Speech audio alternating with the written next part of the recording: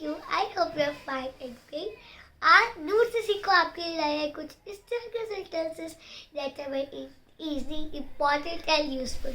We use the sentences in our daily routine. Okay? So friends, video अच्छी लगेगी तो like भी करना है और subscribe भी करना है. Okay, so friends, let's continue the video. Okay, first sentence is थूक दो. थूक दो. Spit out. Spit out. Second one, इसे ठीक करो. इसे ठीक करो. Fix that. Next one, छुको मत. झांको मत. Don't peep. झांको मत.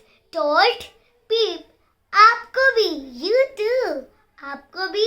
You too. बैठे रहो. Keep sitting. बैठे रहो. Keep sitting. अंदर ही रहना. अंदर ही रहना. Stay inside. Stay inside. नीचे रख दो. Put down. नीचे रख दो. Put down. जागते रहो. Stay up. जागते रहो. Stay up. बख्श मत करो. बख्श मत करो. Don't argue. Don't argue. Last one. इससे पकड़ो. इससे पकड़ो. Hold it. Friends, these are sentences. They are easy. Yes. So friends, these sentences are very important. So did you like it? Like, subscribe and share.